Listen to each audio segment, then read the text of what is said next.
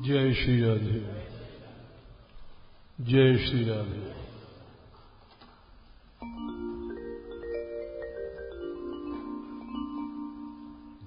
क्लेशग्नि शुभदा मोक्षलब्धा कृत दुर्लभा सांद्रानंद विशेषात्मा कृष्णाकर्षणी च सा। श्री कृष्ण भक्ति समस्त क्लेशों का नाश करती है। क्लेश तीन होते हैं। पाप का मूल वासना की मूल है अविद्या। पाप भी तीन होते हैं। वर्तमान का क्रियमाण प्रारब्ध जो भोगने को मिलता है, संचित जो जमा है, अनंत है, ये सब नष्ट हो जाते हैं कृष्ण भक्ति से। उसके बाद शुभों की प्राप्ति होती है। शुभ भी चार होते हैं। अनंत जीव भगवत भक्तों के पास आकर के प्रीणन भगवत रस प्राप्त करते हैं। ये पहला शुभ है। दूसरा शुभ है वे लोग अनुराग करते हैं। तीसरा है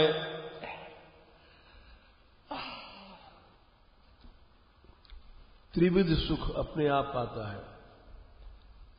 त्रिविध सुख में पहला सुख है ब्राह्म सुख, भगवत भजन का। दूसरा ऐश्वर्य भी अपने आप आता है। तीसरा है वैषयिक सुख भी, लड्डू पीला आदि लुढ़कते हैं सब, ये भी अपने आप आता है। त्रिविध सुख के बाद फिर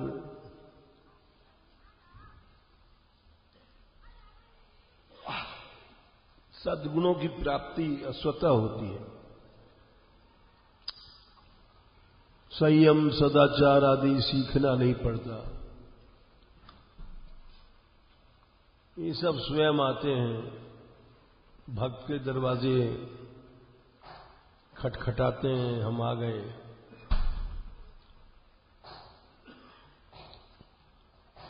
ये चार शुभ हैं। चार शुभों के बाद मोक्ष भी तुच्छ हो जाता है। जिसको ब्रह्म सुख मिल गया उसको मोक्ष वोक्ष क्या है।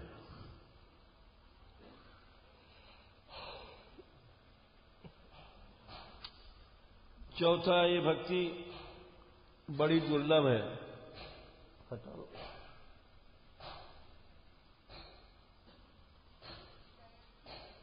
दुर्लभ है ये भक्ति।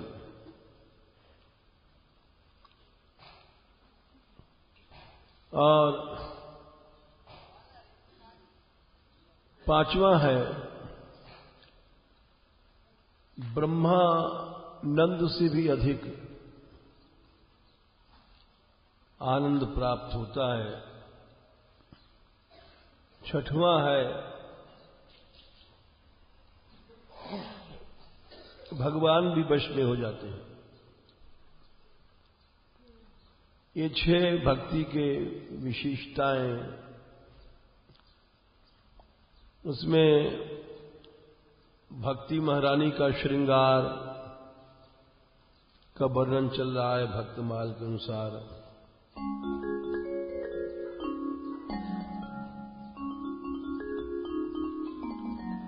इसमें सबसे पहले उबटना किया जाता है। पुराने जमाने में साबुन फाबुन ये सब इनका महत्व नहीं था।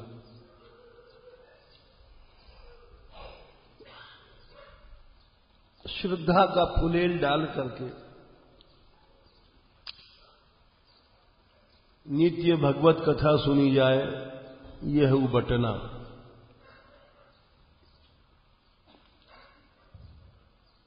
इससे जो मैल है अभिमान की छूटती है, रोम रोम में मैल है।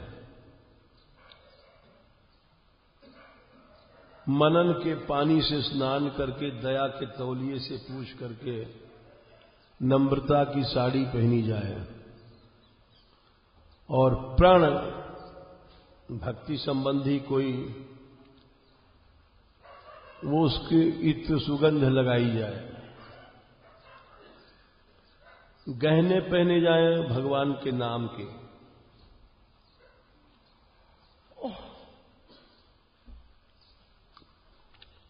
भगवान की और भक्तों की सेवा ये दो कान कर्ण फूल हैं। मानसी सेवा नथ है और भक्त संग साधु संग अंजन है, जिससे दिखाई पड़ेगा। ऐसा भक्ति महारानी के श्रृंगार करके उसके बाद चाह की बीड़ी का भोग लगाया जाए। और उस समय इतना कर लोगे तो ठाकुर श्री जी दिखाई पड़ जाएंगे। श्रद्धाई फूले औबटनु श्रवण कथा, मैल अभिमान अंग अंग निछुड़ाइए।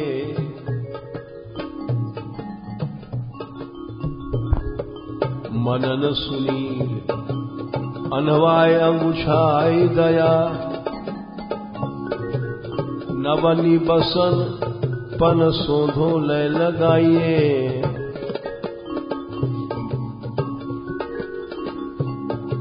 आभरण नाम हरि साधु सेवा कर्ण फूल,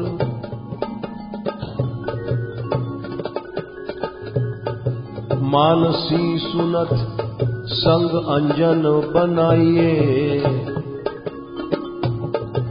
भक्ति महारानी को सिंगार चारु बीरी चाह, रहे जो निहार लह लाल प्यारी गाइए।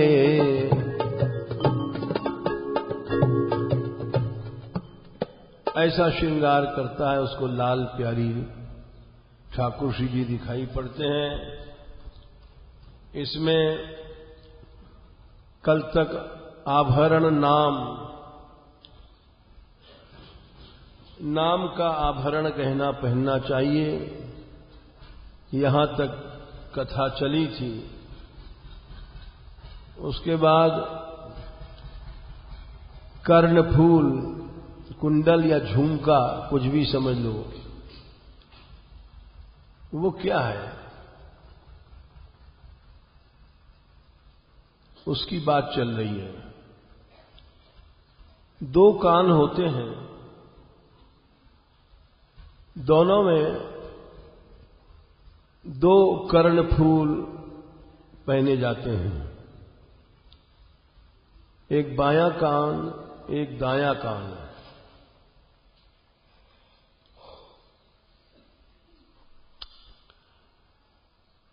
अर्थात एक भगवान की सेवा हरि सेवा, दूसरी साधु भक्त सेवा, दोनों करना चाहिए। दोनों नहीं करोगे तो बात अधूरी रहेगी। स्वयं श्री कृष्ण ने एकादश स्कंद में कहा है, मद भक्त पूजाभ्यधिका। हमारी पूजा से भक्तों की पूजा बड़ी है। ये स्वयं भगवान श्री कृष्ण के वचन हैं उद्धव के प्रति। उद्धव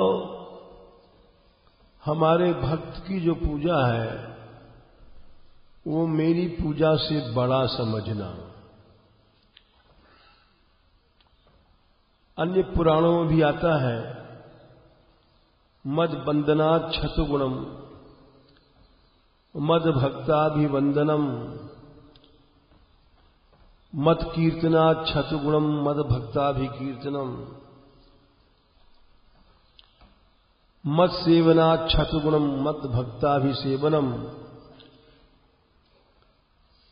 मद भोजनात् छतुगुणम मद भक्ताभिभोजनम।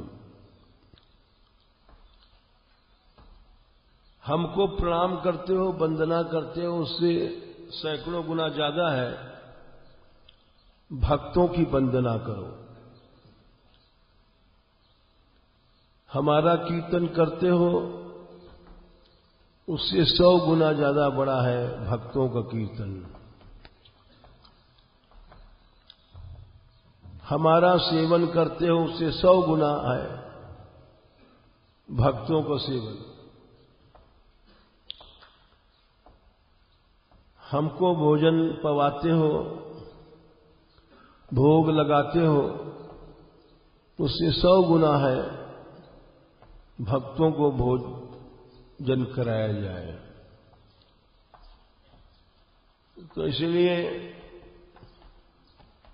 यहां कर्ण फूल में दोनों को लिया गया है, हरि सेवा और साधु सेवा, भक्त सेवा।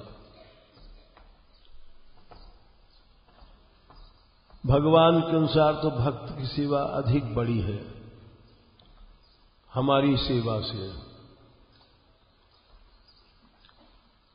भागवत में भी कथा आती है, उत्तरार्ध में श्रुतदेव मिथिला गए भगवान ऋषियों को लेकर के। अनेक ऋषि साथ थे। तो वहां का मिथिला का राजा बहुलाश्व और श्रुतदेव नाम के ब्राह्मण दोनों ही भगवान के अनन्य भक्त थे। तो भगवान ने 2-2 रूप बनाए, दोनों को सम्मान करने के लिए। और जब पहुंचे वहां तो भक्तमाल में लिखा है, राजा ने भक्तों को अधिक सम्मान दिया। भगवान प्रसन्न भये। श्रुतदेव जी जो थे उन्होंने भगवत प्रेम में भक्तों को सम्मान पीछे किया। तो भगवान ने उनको उपदेश दिया कि हमारे भक्तों का अधिक सम्मान करना चाहिए। ऐसा भक्तमाल में लिखा है। भगवान अपनी सेवा से उतने प्रसन्न नहीं होते हैं जितना भक्तों की सेवा से प्रसन्न होते हैं। ब्रह्म पुराण में लिखा है कि हमको जो भोग रखा जाता है वो हम दृष्टि से पाते हैं, उस पर नजर डाल देते हैं। नैवेद्यम पुरतो दृष्टम दृष्ट्वैव स्वीकृतम मया। हमको 56 भोग लगाते हो, वो मैं साक्षात रूप से नहीं पाता हूं, केवल दृष्टि डाल देता हूं। ये ब्रह्म पुराण का श्लोक है। फेनालव के प्रसंग में महाप्रभु चैतन्य देव जी ने कहा था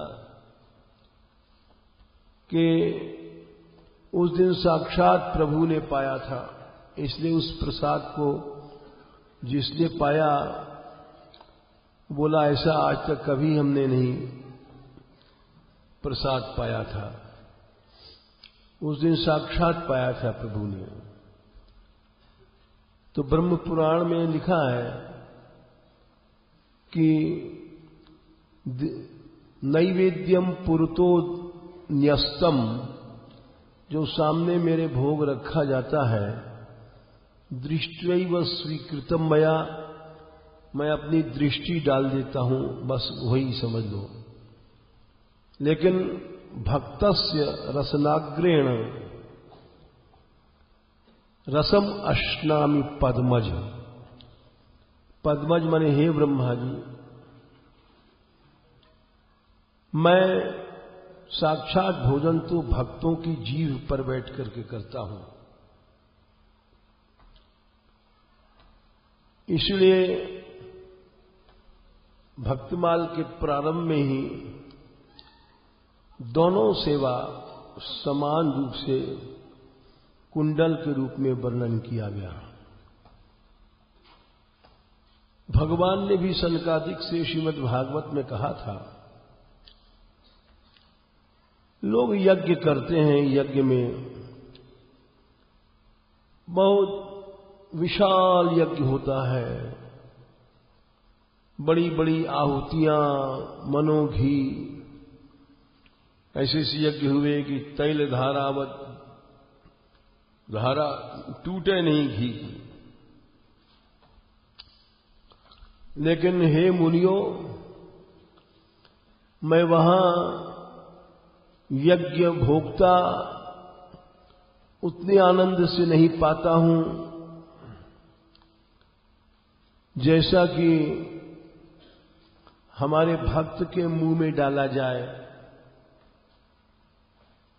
तो करोड़ों यज्ञ के बराबर। भगवान बोले, ना हम तथादमी यजमान हविर विताने, श्योतद्घृत प्लुतम अदम हुत भुग मुखेन, यद ब्राह्मणस्य मुखतः चरतो लुघास तुष्टस्य मयि अवहितैर निज कर्म पाकैः।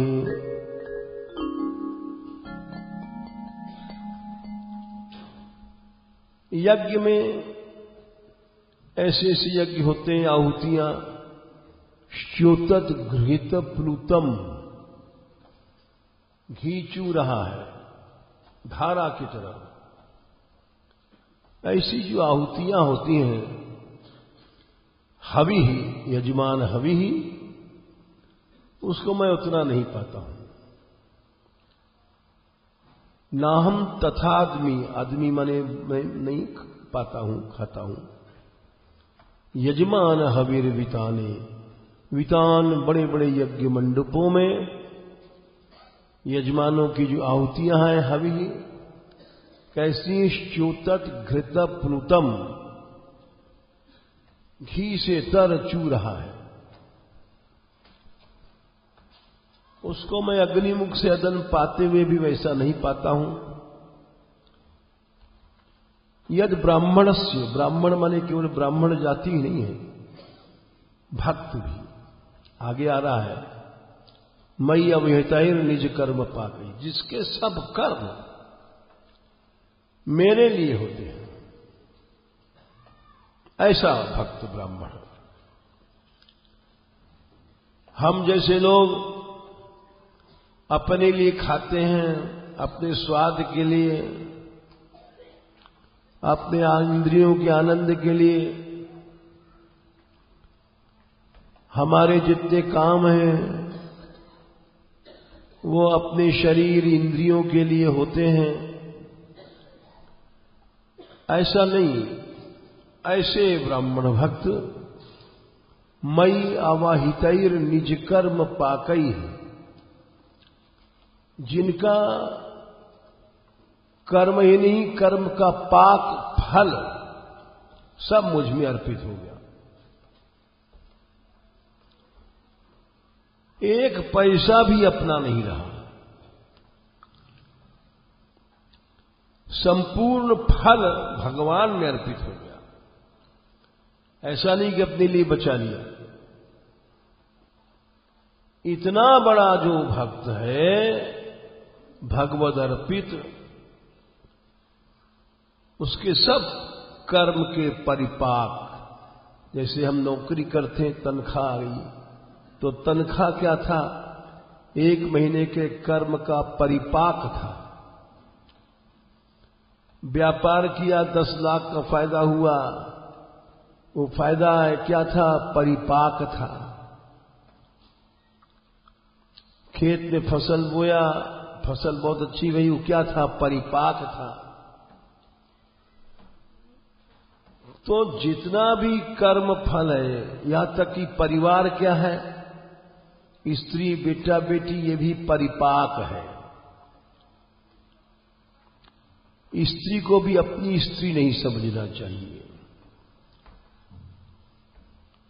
परिपाक है वो हमारे कर्मों का।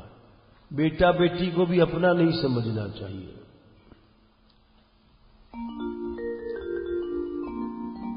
भगवान ने कहा नंद बाबा से कि हे बाबा, ये कर्म ही परिवार बनता है। बेटा बन के आया, बेटी बन के आया, बहू बन के आया, मां बन के आया, ये कर्म ही है, शक्ल बदलता है। भगवान बोले कर्मणा जायते जंतु कर्मणैव विलीयते। हे नंद बाबा, दशम स्कंद में 24वें अध्याय में कहते हैं भगवान, कर्मणैव दुखम सुखम क्षेमम प्रतिपद्यते। कर्म ही दुख बन के आता है। बीमार हो गए, नुकसान हो गया, ये अपना ही कर्म जो पाप है, ये सब बन के आता है। सुख भी कर्म ही बन के आता है। सुखम दुखम भय, भय भी कर्म ही बन के आता है। क्षेम कुशलता भी कर्म ही बन के आता है। इसलिए इस सब कर्म का खेल है। यहां तक कि हे बाबा, देहान उच्चावन बचान जंतु, शरीर भी कर्म ही शरीर बनता है। छोटा मोटा, गोरा लंबा, काला पीला, लंगड़ा लूला मोटा, ये सब कर्म ही शरीर बनता है। स्त्री पुरुष सब। देहान उच्चावचान जंतुर प्राप्त सृजति कर्मणा, कर्म से ही मरता है, कर्म ही मृत्यु बनती है। और यहां तक कि कर्मैव गुरुरीश्वर, कर्म ही गुरु बनता है, कर्म ही ईश्वर बनता है।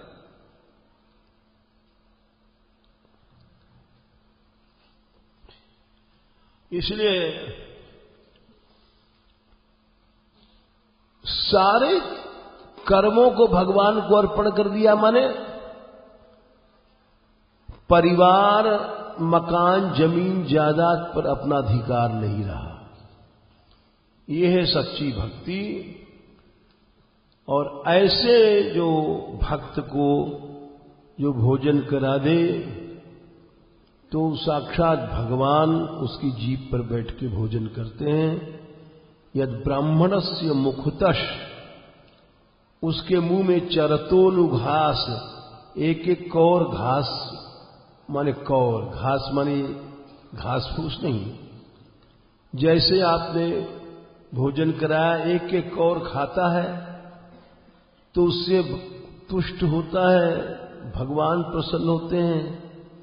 चरतोनुघास तुष्टस्य मयि अविहतेर निज कर्म पाकई, अपने समस्त कर्मों का फल जिसने मुझको दे दिया।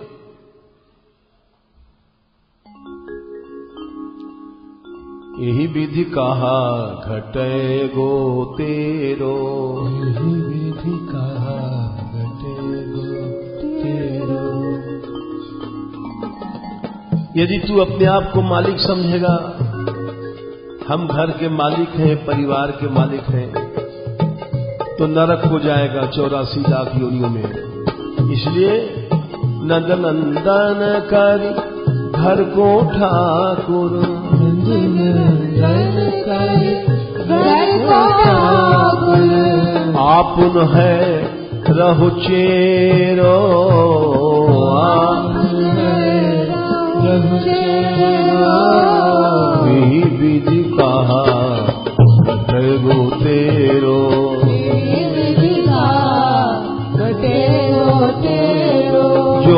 बनिता सुत धाम सकेले, जो बनिता सुत धाम सकेले।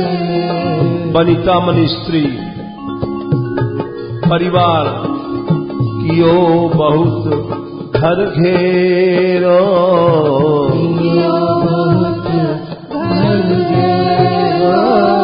सबे समर्पो सूर श्याम को,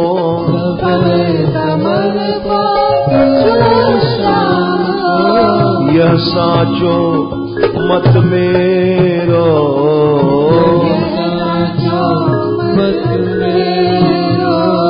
यही विध का जो तेरो,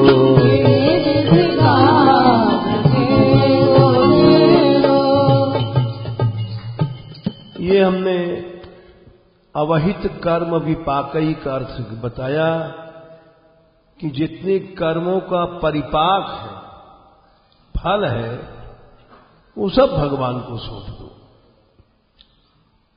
ग्रस्त में होते भय विमुक्त हो जाओगे, भगवान की प्राप्ति होगी। तो इसलिए भगवान ने साधु सेवा यानी भक्त सेवा,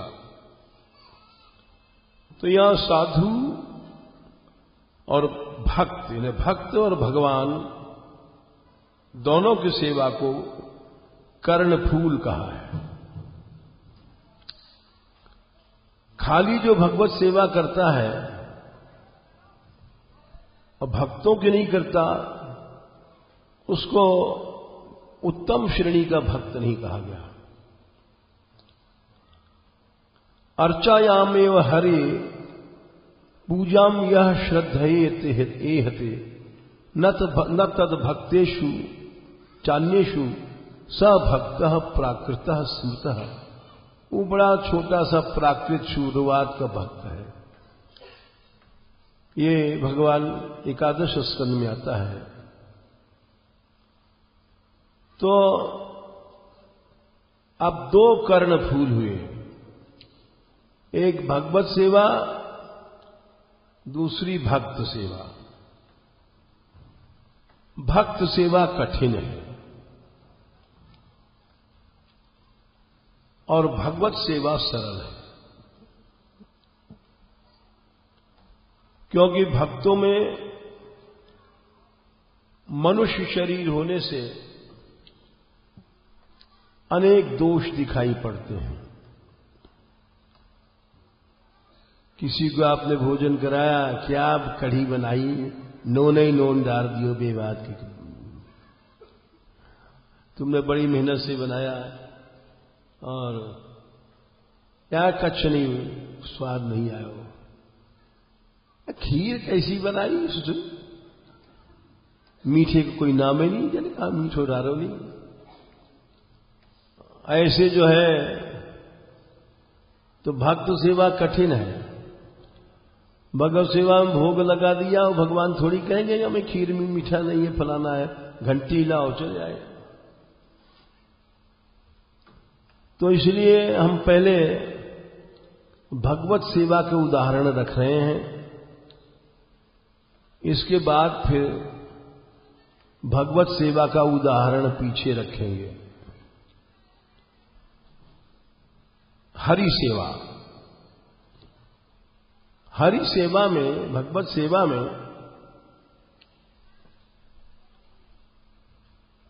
पृथु जी का नाम सबसे पहले आता है। नवधा भक्ति में अर्चना भक्ति के आचार्य माने जाते हैं। इन्होंने ऐसी सेवा पूजा किया भगवान की कि ये अर्चन भक्ति के आचार्य माने गए। और नाभा जी ने इनकी प्रशंसा में भक्तमाल में लिखा है कि ये इन्हीं की पद्धति का अनुसरण वल्लभाचार्य जी ने किया था, इसलिए वहां राग भोग की बड़ी प्रधानता है। पृथु जी के बारे में ये कहना है कि ये इनके गुणों से स्वयं भगवान मोहित हो गए थे। इनकी विशेषता कहां तक कही जाए। भगवान ने स्वयं कहा, वरम च मत कंचन मानवेन्द्र वृणीष्वते हम गुणशील यंत्रता। ये श्रीमद् भागवत में आता है श्लोक, ना हम मखैर्वे वै सुलभास्तपोभिर योगेन वा यत् समचित्तवर्ती। हे राजन, राजा पृथु, तुम हमसे कुछ भी वरदान मांग लो, तुम्हारे गुण और शील से हम बंध गए हैं, तुमने हमको बांध दिया। इनमें गुणशील क्या थे अभी हम बताएंगे। तुमने हमको बांध दिया, ते हम गुणशील। भक्त का शील होता है, वो भगवान को बांध देता है। बोले इससे मैं जितना बंधता हूं, योग यज्ञ अनेक सत्कर्मों से नहीं बंधता, जितना कि भगवत भक्त के गुणों से मैं बंध जाता हूं। भक्त के गुण आ जाएं तो करोड़ों यज्ञ से भी ज्यादा सब कुछ आ गया। भक्त का शील आ जाए,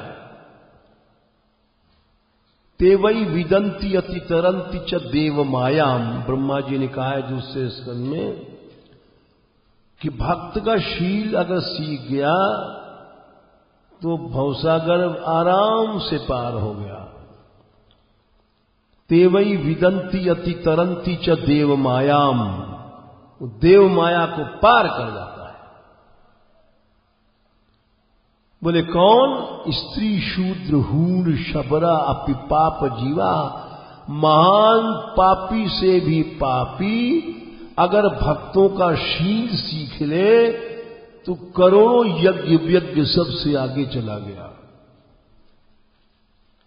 स्त्री जो पाप योनि है, हूण जंगली बर्बर जातियां हैं, ये कच्चे ही खा जाए आदमी को, पकाना वकाना नहीं पड़ता है, ये ऐसे क्रूर होते हैं। शबर हूण ये सब शास्त्र में जिनका वर्णन है बर्बर जातियां हैं। बर्बर जातियां माने कि ये कच्चे ही खा जाए आदमी को। और जैसे मांस वास पकाने की जरूरत नहीं है, एक तरह से समझो पूरे जैसे हिंसक सिंह व्याघ्र होते हैं, अब सिंह कोई मांस थोड़ी पकाता है, वैसे ये शबर हूण आदि जातियां, हमने पढ़ा था इतिहास में कि अब भी ऐसी जंगली जातियां हैं कि जब बहुत बुढ़ा हो जाता है आदमी तो उस दिन उसका निर्माण उत्सव ऐसे मनाते हैं कि छप्पर पर ऐसा लुढ़कना छप्पर होता है और खूब बाजा बजाएंगे, नाचेंगे, गाएंगे। और बूढ़ऊ को, बूढ़े राम को खूब माला वाला पहनाते हैं, बुढ़ा बुढ़िया कोई भी हो, और फिर उसको यूं छप्पर पर यूं फेंक देते हैं। जब लुढ़कता है, लुढ़क के नीचे आता है, नीचे गिरते मान झप टूट पड़ते हैं और प्रसाद रूप में उसका एक एक सारा मांस 2 मिनट सफा हो जाता है। जैसे शमशान घाट में कछुए कोई गिर जाए तो 5-7 मिनट में उसका सब मांस नोच खा जाते हैं और बड़ा उत्सव मनाया जाता है। तो ऐसी जातियां भी अगर भक्तों के पास पहुंच करके शील सीख जाए, ब्रह्मा जी कह रहे हैं दूसरे स्कंद का श्लोक है, देख लेना। तेवई विदंती अति तरंती च देव। भक्त इतनी बड़ी शक्ति है, अगर किसी को भक्त संग मिल गया तो महान पापी है तो भी उसकी पूजा करना, अभाव मत करना। तेवई विदंती अति तरंती च देव मायाम। देव माया को जीत लेता है कौन? स्त्री शूद्र हूण शबरा अपि पाप जीवा। महान पापी जीव भी माया को जीत लेते हैं। कैसे? यद अद्भुत क्रम परायणशील शिक्षा तिर्यक जना अपि किमु श्रुत धारणाये। कैसे पार हो जाते हैं? अद्भुत क्रम माने अद्भुत लीला करने वाले, परायण माने उनके भक्तों की शील, अगर कोई उनका स्वभाव सीख ले। यद्यद्भुत क्रम परायणशील शिक्षा। अद्भुत क्रम माने लीला वाले, उनके परायण भक्तों की शील की शिक्षा अगर कोई ले ले तो तिर्यक जना, तिर्यक योनियों में भी सर्प और कछुआ, गीध, भौरा, ये सब अद्भुत क्रम परायण भक्तों के शील को पा करके और पूज्य हो जाते हैं, भगवत रस पा जाते हैं। फिर जो श्रुत धारणा वेदज्ञ आदि हैं वो क्यों नहीं पाएंगे? ये तिर्यक योनि वाले भी भगवान का भजन करते हैं। उदाहरण देखिए, स्वयं श्री कृष्ण कह रहे हैं,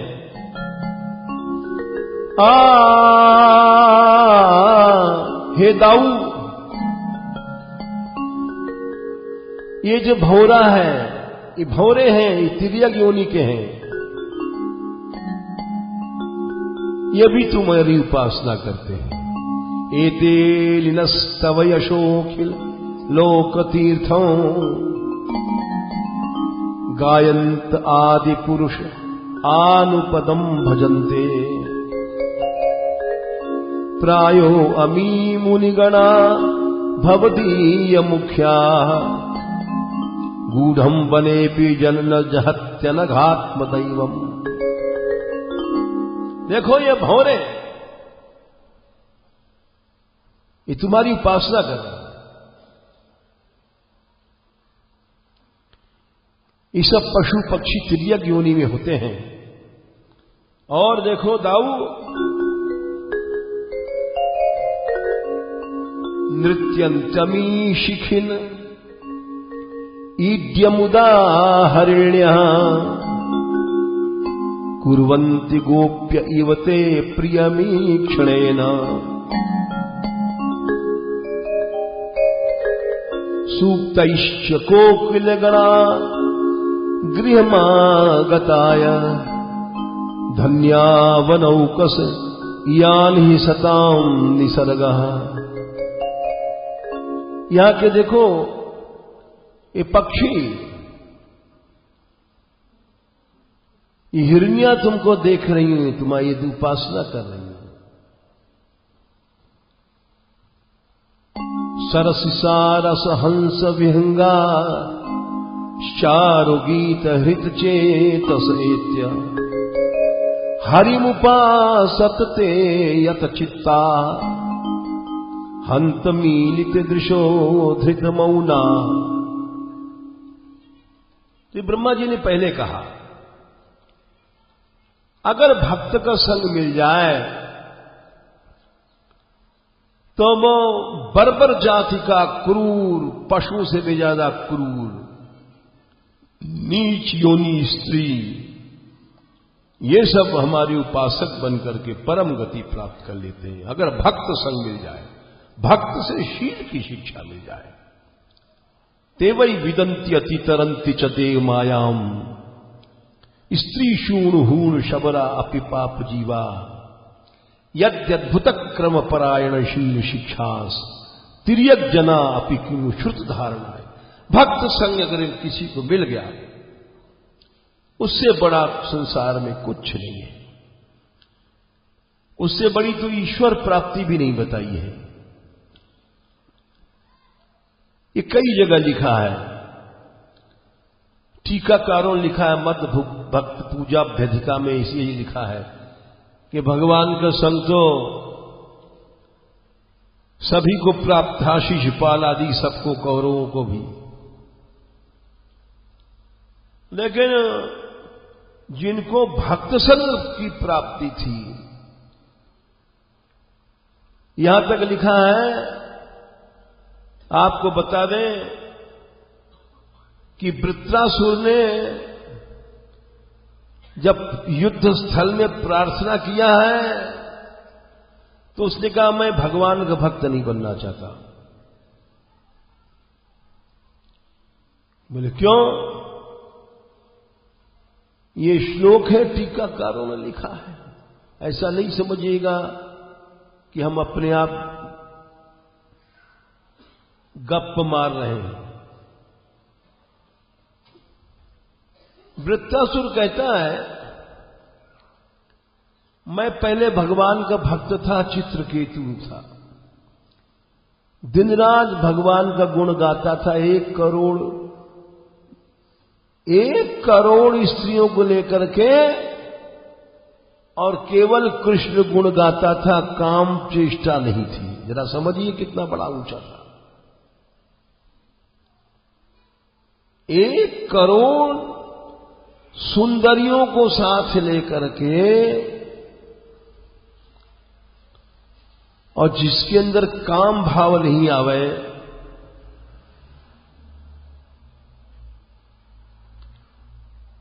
वो कैसा होगा?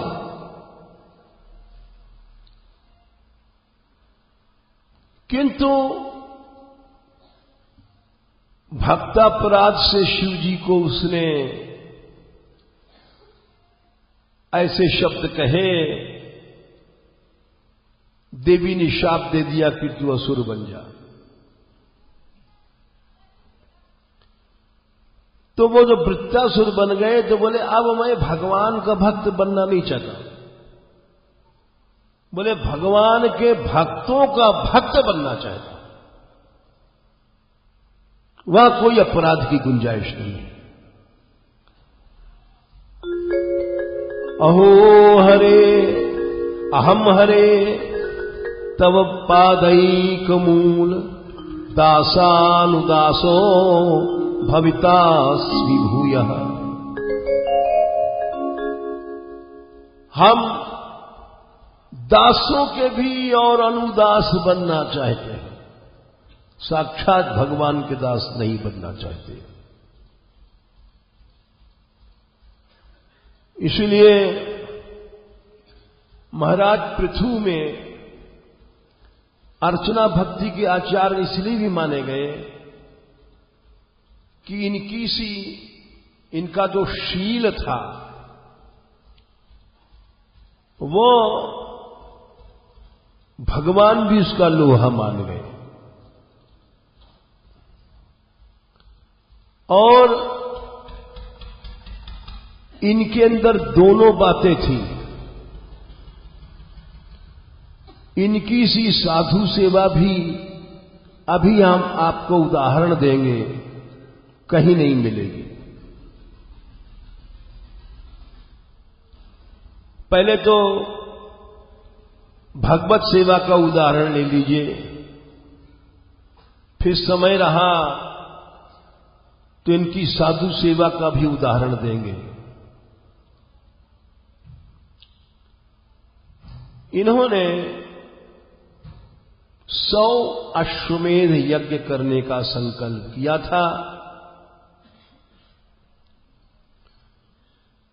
और 99 कर गए। 100 अश्वमेध करने के बाद इंद्र बन जाता है। जब 100वां अश्वमेध करने लग गए तो इंद्र को ईर्ष्या भई और वो इनके यज्ञ में विघ्न करने के लिए बार बार यज्ञ का अश्व घोड़ा चुराने लग जाए साधु रूप बना करके। कभी लाल कपड़ा, कभी पीला कपड़ा, कभी जैसे जटाधारी, कहीं लटाधारी, कहीं मुंडित चुंडित।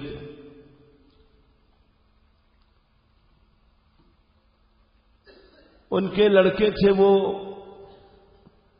लौटा लाते थे घोड़ा अपने पराक्रम से, इंद्र छोड़ के भाग जाते थे। किंतु इंद्र का हठ था कि हम ये यज्ञ पूरा नहीं होने देंगे।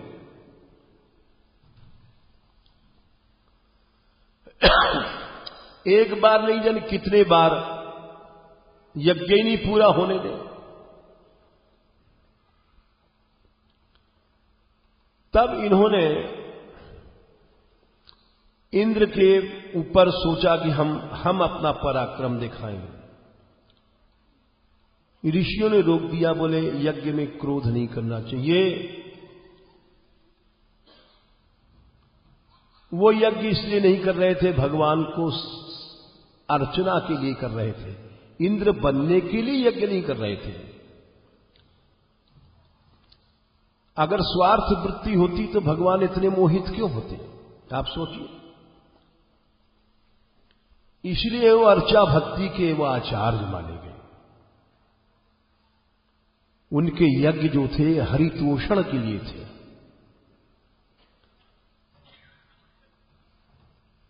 तो अब जो उन्होंने रोक दिया ऋषियों ने कि आप क्रोध मत करें, हम मंत्र से ही इंद्र को हवन कर देंगे, स्वाहा, इंद्र ही को खत्म कर देंगे।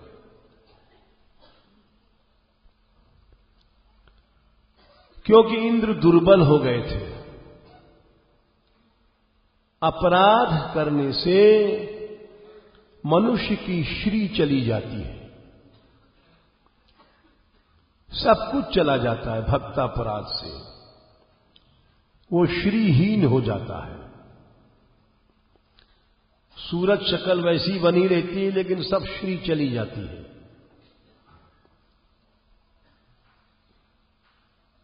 तो ऋषियों ने समझ लिया था कि एक आहुति में स्वाहा कर देंगे।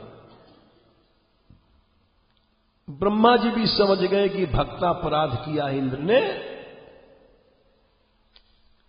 भक्तापराध से तो जय विजय भी वैकुंठ से नीचे आ गए। इंद्र कौन सी मुर्गी है?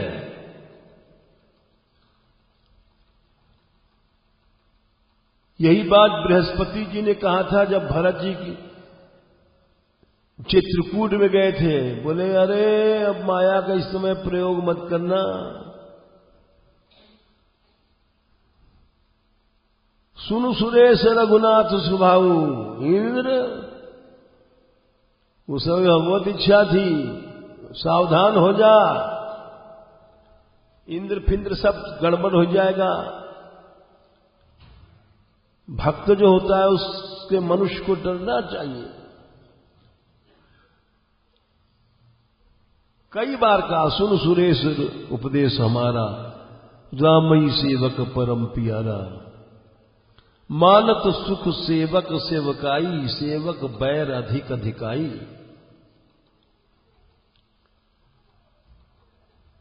तो ब्रह्मा जी आ गए, समझ गए इंद्र भस्म हो जाएगा। ब्रह्मा जी ने कहा भाई तुम लोग ऋषियों मंत्र से हवन मत करो। वो स्वयं लज्जित है और श्रीहीन हो गया है।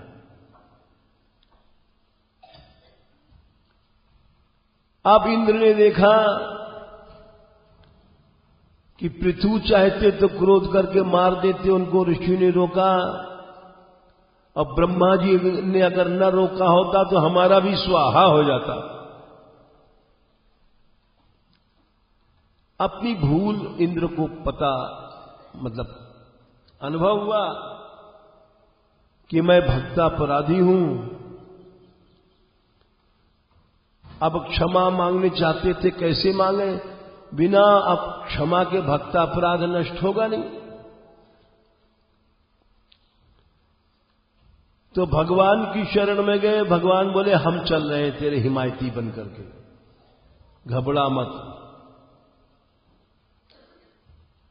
भगवान इंद्र को साथ लेके आए, सोर्स भगवान बने। पृथु के सामने आने की हिम्मत नहीं थी, यज्ञशाला में जाने की हिम्मत नहीं थी कि ऋषि ने कहा था हम तो इसको भस्म कर देंगे इंद्र को। लेकिन भैया जिसके तरफ भगवान हो गए हैं, फिर बात तो यही है ना। आए भगवान इंद्र को साथ लेके यज्ञशाला में, इंद्र की सिफारिश लगाने आए।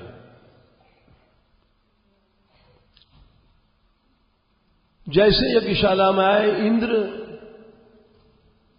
पृथु के चरणों में गिरने वाले थे। उसके पहले ही पृथु ने उनको गले से लगा लिया, अपने पांवों में गिरने नहीं दिया। भगवान प्रसन्न हो गए, क्योंकि वहां परशुराम भी भगवान थे, लेकिन उनके पिता जमदग्नि ने कहा चाहे तुम भले ही भगवान हो, क्षमा जो है सबसे बड़ी चीज है, क्षमा से ही भगवान की श्री बढ़ती है। क्षमया रोचते लक्ष्मी ब्राह्मी सौरी यथा प्रभा, क्षमिणाम आशु भगवान तुष्यते हरिरीश्वर। भगवान को प्रसन्न करना है तो क्षमाशील बन जाओ। भगवान बहुत जल्दी प्रसन्न हो जाते हैं, सबसे जल्दी प्रसन्न होते हैं भगवान। क्षमिणाम आशु भगवान तुष्यते हरिरीश्वर। आशु मने सबसे जल्दी, एक सेकंड में भगवान खुश हो जाएंगे यदि तुम क्षमाशु हो। ये बात परशुराम जी से कहा उनके पिता ने, तुम चाहे भगवान हो लेकिन क्षमाशील बनो बेटा। इस बात को बाइबल में भी लिखा है, if you forgive your brothers whom you see, your father will forgive you। तुम दूसरे को क्षमा करते हो तो तुम्हारा पहले से क्षमा है। तो भगवान के सामने ही उन्होंने इंद्र को अपने पांवों में गिरने नहीं दिया। जब भगवान इंद्र को लेके आए थे, जब ही पृथु समझ गए थे कि प्रभु आए हैं इनकी सिफारिश करने, यानी क्षमा मंगवाने। अरे भाई, ये तो ईश्वर का अंश है, सभी देवता, हम इनको क्षमा नहीं मांगने देंगे, ये तो हमसे बड़े हैं, इन्होंने जो कुछ किया हृदय में धारण कर। वो होशियार थे प्रभु पृथु जी। इंद्र बढ़े उनके पांव छूने के लिए, उसके पहले उन्होंने गले से लगा लिया। बोले पांव फांव नहीं छुओ, आप तो देवता हो, देवराज हो। भगवान रीझ गए। वाह, बोले पृथु तुम्हारे अंदर शील है, अद्रोह सर्वभूतेषु कर्मणा मनसा गिरा अनुग्रहश्च दानम च शीलम एतत् प्रशस्यते। भक्त के अंदर शील होता है, वो जिसने सीख लिया भगवान को वश में कर लिया।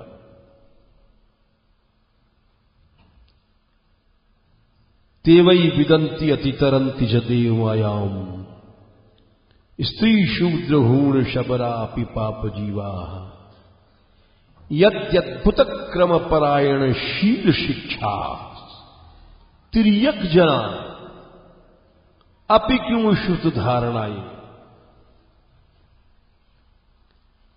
तिर्यक योनि में भी कोई हो। तिर्यक योनि का उदाहरण भी एक ऐसा है जिसको कि एक भालू की तारीफ सीता जी ने किया था। हनुमान जी से बड़ा सुंदर प्रसंग है। हनुमान तुम शील सीखो बेटा भालू से। ये प्रसंग भी बड़ा सुंदर है। याद रहा तो कल ही सुनाएंगे, समय हो गया है।